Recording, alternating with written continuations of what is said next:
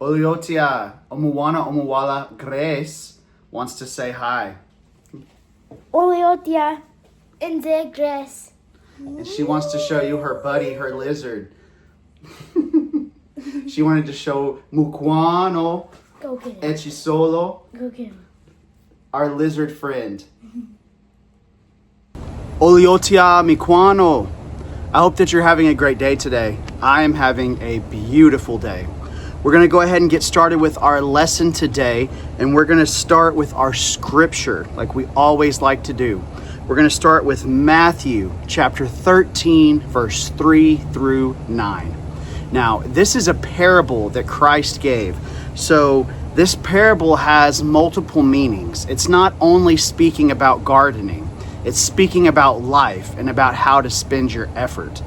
But for this particular example, we are going to use it as a gardening example, not only a parable. Let's get started with verse 3. And he told them many things in parables, saying, a sower went out to sow. And as he sowed, some seeds fell along the path, and the birds came and devoured them. Other seeds fell on rocky ground where they did not have much soil, and immediately they sprang up, since they had no depth of soil. But when they rose, they were scorched. And since they had no root, they withered away. Other seeds fell among thorns, and the thorns grew up and choked and killed them. Other seeds fell on good soil and produced grain, some 100-fold, some 60, and some 30. He who has ears, let him hear. So if we took this parable and we used it as a direct example of the quality of soil that we used and where to put our seeds, this is a warning to ensure that we don't put our seeds in bad soil. Don't waste our time. Put your seeds in the good quality soil that you have. The problem became, as they put them in the wrong places, the seeds may have sprouted, but they didn't produce any fruit. In that example, the sower, or the one that was planting the seeds, you and I, the first time was not being careful where they planted them, and they just tossed the seeds onto the pathway, and the birds ate them and they never sprouted. The next one threw them on rocky soil, and they sprang up quickly but had no soil to root in, and the sun burned them. The next one planted them where there were weeds with thorns and other plants around, and they choked them. They killed those plants by taking all the nutrients in the water. And then finally, in the last example, they put them somewhere where they had the opportunity to grow. So in this example, we need to take this as caution to ensure that we are always being careful where we are putting our seeds in gardening. And then if we use this as a parable like Christ intended, where we're putting our effort in our life. In Soma Baibuli Matayo Emunasatu 3 through 9.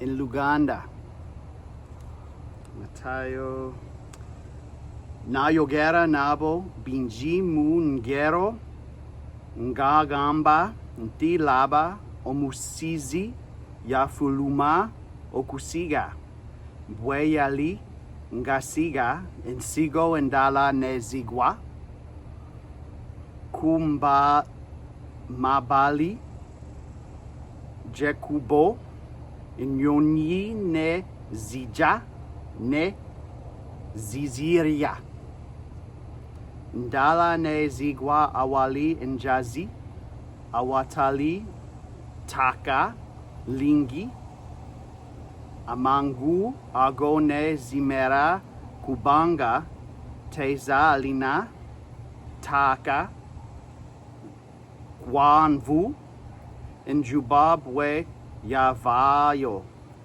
Ne ziwotokerera, kubanga, tezalina, mizi, ne zikala. Indala ne zigwa kumagwa.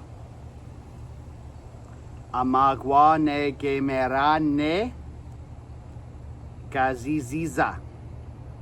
Indala ne zigwa kutaka. Edunji ne zibala emere. Indala chikumi. Indala nkaga. Indala makumi. Asatu. Alina amatu awulire.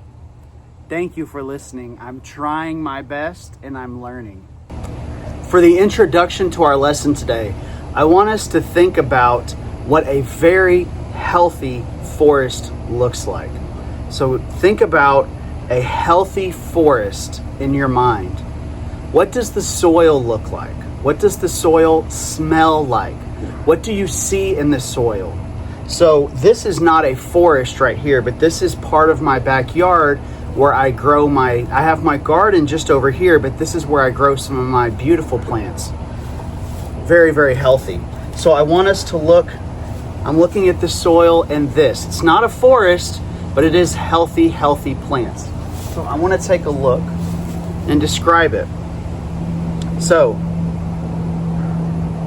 it smells healthy. It smells like soil. It smells like earth. It has a richness to it. I can tell that there are nutrients in here. If I were to dig deep in the dirt, I'm going to see different types of bugs, different types of worms, things that help keep the soil healthy. It's crumbly. It's crumbly. It's not dusty. It's not clay. It's not hard. It has a nice richness and it crumbles well. It has a beautiful rich color to it. It is a healthy soil for these plants. Now I want you to think about the forest in Uganda, the Pearl of Africa. What does that soil look like? I want you to discuss it as a class. Now I want you to think, what caused the soil to get that healthy? Why does it look like that? Why does it smell like that? Why is it rich? Why does it have so many nutrients?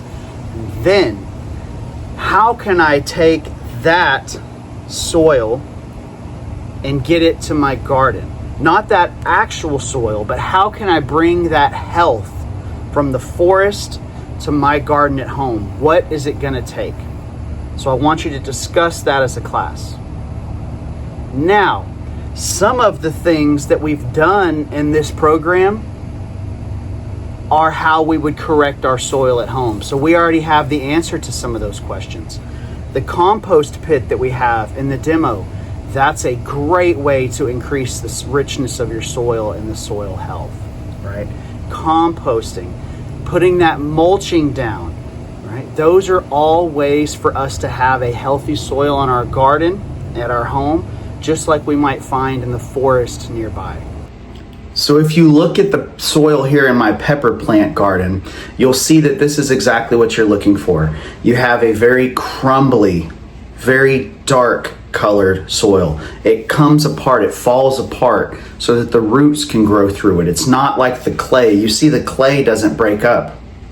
But now the soil, the loamy soil, is exactly what we're looking for. It has all the nutrients. You see the color. It's very, very dark.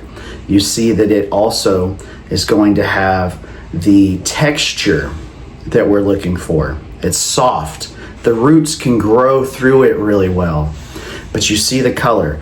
Now, you see this piece of clay that I'm holding. You see the difference between the clay and the soil that I have. And you can tell one is better for plants while the other is better for bricks.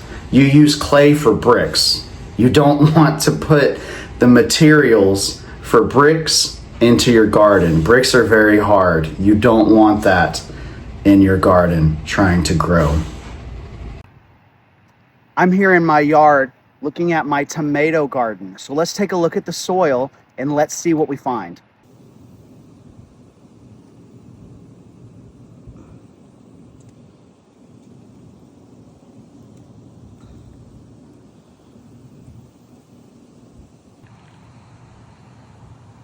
It smells fresh. It smells like it's supposed to smell like healthy soil. Here I have 3 types of soil in my backyard. I have this clay soil that's very tough, it's hard. The roots are going to really struggle to grow through it. They're not going to be able to grow through it. It also does not hold water well. It dries out very badly, so it does not have a lot of the nutrients the plants need. It's very tough for the roots, and it doesn't hold water well. Then I have this really healthy, crumbly soil that you see from my garden where my vegetables are grown. It's very dark. It's got a very dark color. It's darker in color than the clay, which means it has more nutrients. It crumbles well, which means the roots will grow well. When I do this, it falls apart, which means the roots can grow through it very well. It also holds water very well. It does not dry out as quickly. So that's going to be a great option. I then have that hard soil that you see that I'm putting my shovel into. It's very light. It's almost like a white color, like an fufu. It's light. Then it has the cracks in the soil. It's very, very dry. It does not hold water well. So that would be a bad option. The soil is it's tough. It's very hard. It doesn't hold water, and it doesn't have very many nutrients. And you can even see there's no grass growing in that spot, which means that there's no nutrients, which means that the vegetables will definitely not grow. One of the really important things that we can do to increase our soil health and ensure our soil health is crop rotation. Now, when I was there my last trip, May, we saw that problem with the cabbage. Now, if you guys remember, we had a problem with a bacterial rot infection that was infecting our cabbage roots and the stems of the cabbage. Now, it was a pest, but it wasn't a bug. It wasn't something you can treat. It's a bacterial infection that lives in the soil, and there's no way to get rid of it. The only way for us to get rid of that bacterial rot that was in the soil at the Bethlehem demo was for us to remove all the infected cabbages. Now, that gets rid of the bacteria with the old cabbage, but it still lives in the soil. So what we are doing now is we are planting a different crop in the demo garden in Bethlehem. What that's going to do is it's going to cause the bacteria that affects cabbage to die. There's no cabbage in the garden, which means that the bacterial infection is going to slowly die this season. And next season, the following season, that bacteria is going to be gone because there was no cabbage for it to affect. And that's the importance of crop rotation. We have things like pests. We have bugs that affect different plants. So once we have a pest problem, we will treat it. Next season, we will grow something different. That helps with pests problems. Now, here's the other important part about crop rotation, is that those crops use different nutrients in the soil, and different fruits use different nutrients in the soils. So if you grow beans this year, climbing beans add certain nutrients and things to the soil and remove certain things from the soil as they grow. Now, what we do is we plant a different crop next season, because if we plant climbing beans season after season after season, we are going to deplete those nutrients that they need. Even if we add fertilizers, we are still having an unhealthy balance of nutrients in the soil that we're growing. So to help with soil health, we are going to have the crop rotations every season to help with pests. We're going to do crop rotation every season to help with the nutrient usage in the garden. Some of the things to look for unhealthy soil, let's go over those. We have a very light gray, white colored, a very light colored soil, which shows that it does not have a lot of nutrients. It has no compost, it has no fertilizers, no droppings. It's very unhealthy. Your plants will not produce healthy fruits and vegetables because there's no nutrition or no food for the plants that's in the soil.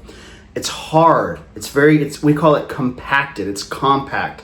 It's a very hard soil. It doesn't crumble like that. It's very hard. So you do not want really hard soil. Some of you have seen hard soil in Uganda and the plants do not grow. Grass doesn't even want to grow. If it's very, very dry or dusty or too muddy. So we want to look for a few things. We want the soil to hold or retain water, but we do not want soil that's always muddy because that's going to rot the roots of our plants. We also don't want it to be too dry or dust, like in fufu, nedan fufu soil. We want it to be rich and healthy. We're going to be looking for things in the soils, little bugs, worms, bugs, healthy bugs, not unhealthy, but good bugs that turn the soil, that eat all the decaying plants in the soil, and then worms that are going to help keep that soil healthy and year after year. We also don't want the water to run off too quickly. So it needs to absorb moisture. It needs to be able to absorb or hold on to that moisture. So when we're trying to identify unhealthy soil, those are some of the things we're going to look for. So how do we improve our soil health? How do we go from bad soil to good soil, right? Chibi to Chilunji. How do we do that? Well, there's a few things. We've already learned about a couple of them. Adding compost, adding high quality compost directly adds nutrients to the soil. It also improves the water. It also improves the way that the roots grow through the soil. We have mulching. Mulching is going to help protect that soil so that water doesn't leave or evaporate as fast. Mulching also protects the roots from the heat. Once that mulch breaks down, it produces a natural compost. We can also rotate our crops like we learned. Rotating those crops every year, rotating the plants is going to help maintain soil health. And then we have things like adding compost tea, which we will learn about later, which is where you make a tea out of your compost. So instead of soil, you have a liquid, water with all the nutrients. We have bioslurry, which is produced at the farm, which we will learn about later. So there's lots and lots of ways for us to improve our soil health without having to purchase any fertilizers. When soil is unhealthy, the plants grow very slowly and do not produce good vegetables or fruits. So the plants will grow very slowly. They won't produce any fruits or vegetables, and if they do, they're very, very small. You will see yellow and dying leaves. You may see plants produce less food. The soil will be washed away. In the rains, we call it erosion. The soil will wash away in the rains, which is also not going to be good. So unhealthy soil is going to make it very difficult for you to farm.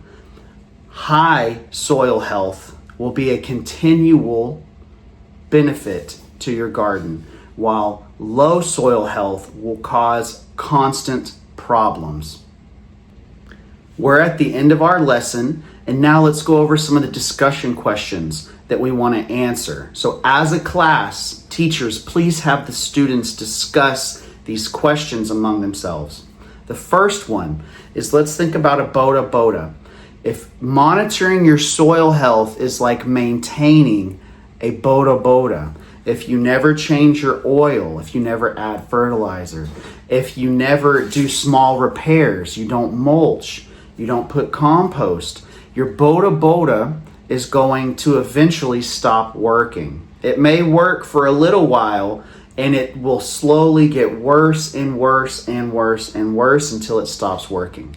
Same for your garden. If you start with that medium or healthy soil and you never add nutrients, you never add compost, you don't ever take care of it, slowly your soil season after season will go down until nothing will grow. Now, think about that and let's discuss this question here. Let's say I'm looking for healthy soil. What am I looking for? If I go out to my garden and I want to find healthy soil, what will I be looking for? So discuss that question among the class, and everybody needs to be answering. Also, next question. If I'm looking for unhealthy soil, what am I looking for? So for our closure, the last part of our lesson, thanks for staying with me. I want you all to go out into the garden. I want you to go outside and I want you to look around at the different areas in the demo garden. I want you to identify healthy soil, whether it's in the ground, in the raised beds, in one of the pepper fields where the climbing beans are. And then I want you to look around and find unhealthy soil. Where is unhealthy soil in the demo? Is it on the ground where you walk? Are some of the raised beds really old and unhealthy? Where is unhealthy soil in the demo garden? And then the very last question. If I'm growing green peppers like in the demo, and I notice that my soil health is low, it's dry, it's cracked, it doesn't have any bugs or any worms in the soil, what can I do to help improve that soil health? I miss everybody in Uganda. I love you guys so much. I wish that I could see you. I cannot wait to see you later in the year. I will be there later this year for us to be in person, and I cannot wait.